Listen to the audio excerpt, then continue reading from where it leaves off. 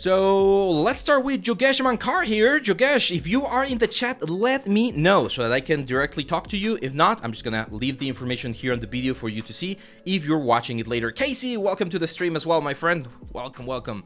So Yogesh says, I'm Yogesh from India. I've been creating 3D work for about a year and a half, and I would be glad if you could review my portfolio and possibly give a feedback along with the required improvements that I should make to get the job as a fresher.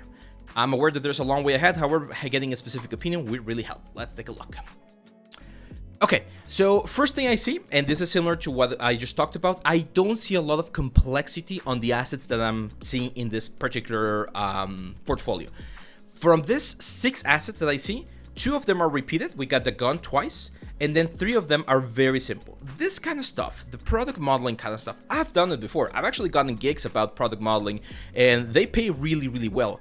I'm not sure you really want to have it on this if you don't have like a full commercial or something. This is not bad. Like I could definitely see something like this in like a media post like Facebook or Instagram, but it's not as impactful, especially if you want to go into games or movies, right? From all of these things, I would definitely recommend, first of all, get rid of one of these guys. Like you don't need to have 2 vintage guns. They do need a little bit more work, I would say, probably on the texturing side of things, because the modeling is rather simple, and I know these guns tend to be rather simple. Now, careful with this, man. This is very, very important. Let's go. So, this is something that I used to do quite a bit. All of these things that you see right here. Let me grab my pen. And I don't know why we do this. Well, actually, I do know. It's kind of like an artist thing. Like all of these things right here, see how they are like literally you just draw on top of it. And I'm not sure if you sculpted this inside of ZBrush or if you painted this on like the height map and you have this little swirl right here. It makes no sense, okay? From afar it might look interesting, but from a design perspective, it makes no sense. And if you look at an antique gun, you're gonna find that like all of those things had a lot of thought behind the carvings and things that they have. Look at that, like super. I mean, this probably looks like AI or something. Quick little tip: if you add -AI on the search bar, you should eliminate all AI stuff.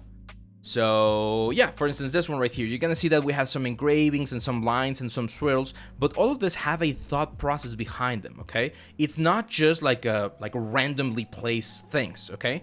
So this is where you can very easily take a little bit of time to really go in there and investigate what kind of carvings and what kind of elements you would have.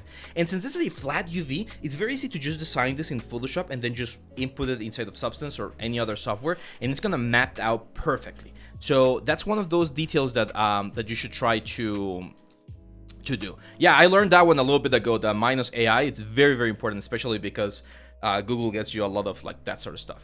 So yeah, that would be for the gun itself. Now this one, let's focus on this one real quick. This is a very cool asset. First thing that I noticed is illumination. I'm not sure where you did this. Let me check if there's information here. Arnold. Okay, so if you're using Arnold, the one thing that I noticed is that things are very saturated, man. Very, very saturated, okay? And it just looks fake. That's the word, because the decals here, like all of these brushes that you did for the bricks and stuff, that looks very nice. And actually the whole construction itself, like the modeling, if I had this in a like an ambient occlusion render, I'm sure it would look quite nice. But once we texture it, the textures look a little bit on the fake side of things. Like for instance, I can tell here that you were using some sort of like scrape brush instead of Substance, and that's not how concrete gets rid. Like, look at this. This is funny. And again, I'm not making fun of you. I'm just mentioning this because I want to help you guys and improve. I'm never gonna be making fun of you to make you feel bad. But see how there's this lines right here, like on the brush. So you probably just grab a brush and like remove a little bit of that stuff right there. And again, that's not how the layers of the brick would decay. Now, in this day and age, my friend, especially if you're doing renders, not real-time renders, but actual renders with like renders engines like Arnold, there's absolutely no reason why you should not be using displacement maps, okay? So I would expect to see displacement map on the road. I would expect to see displacement map on the bricks. Okay, this super sharp corners right there, that's not how buildings are. All of these things, I would expect to see a little bit of breakup here on the borders, okay? because walls are never like completely straight. Ideally, you want the walls to be completely straight, but all of these lines, they just look very weird. And see how nice and how more interesting they start looking once I add these little changes here on the silhouette, right? That makes it look way more realistic, because in real life, things are not as straight and as modular. So adding a couple of bevels on some of these things will be very important. And again, check your illumination. I know you're using some sort of HDRI, but I think your saturation is a little bit on the high place. Like if we go here, filter, let's do hue saturation adjustment. Like if we just like lower the saturation a little bit, not too much, just a little bit, just like that. As you can see, just 17%. And it just looks a little bit more realistic, because this is usually what we see on the street, right? On the houses, like nothing is like completely pushing and giving you a lot of detail. RC3D, welcome, man. Thanks for the what was that? A follow. Thanks for the follow, man.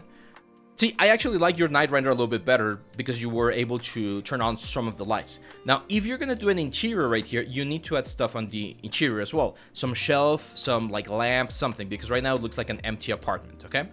But it's a good one. Yeah, as I mentioned, the clay render looks a little bit better. So from a modeling perspective, you're there. It's just texturing and render that needs to improve a little bit, okay? So yeah, that would be my advice for you, Yogesh. I hope that helps, and let's move on to the next one.